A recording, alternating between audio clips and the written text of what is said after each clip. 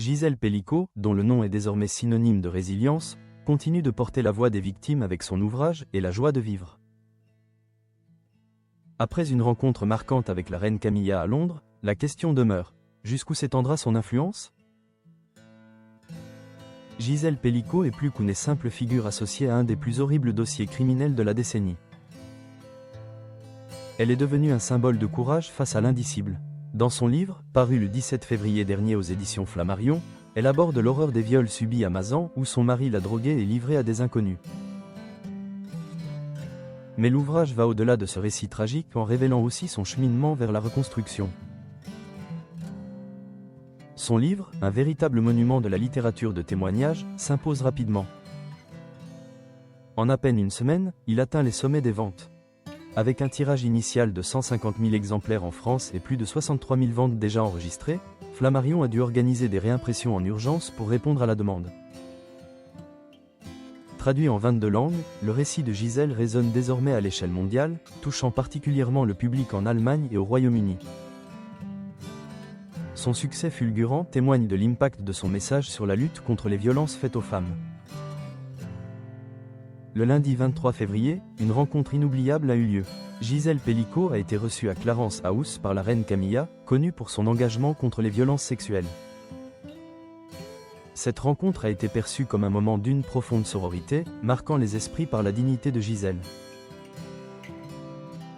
Au cours d'un échange qui a duré près de 30 minutes, Camilla a exprimé son admiration pour le courage de Gisèle, avouant avoir dévoré son livre avant même cette entrevue.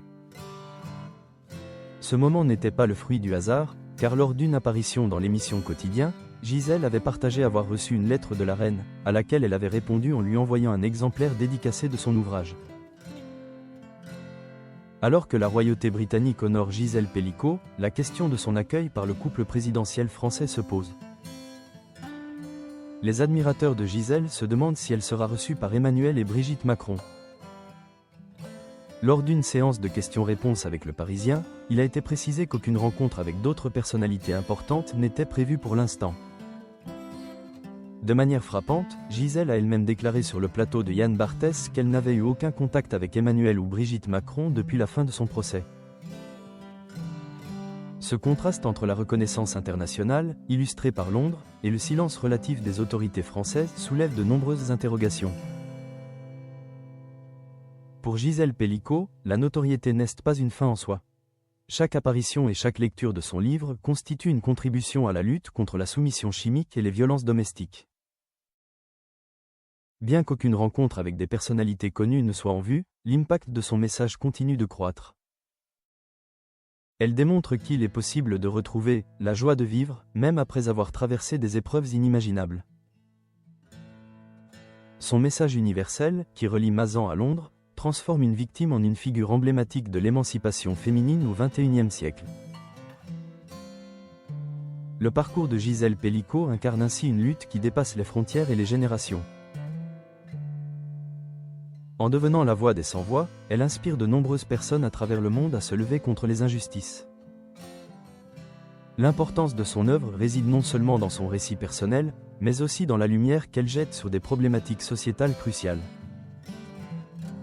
Gisèle Pelicot est devenue une véritable ambassadrice de la résilience, prouvant que l'espoir et la reconstruction sont possibles. En somme, alors que le monde continue de suivre son parcours, Gisèle Pelicot prouve que la voix des victimes doit être entendue et que chaque acte de bravoure peut contribuer à un changement significatif dans la société.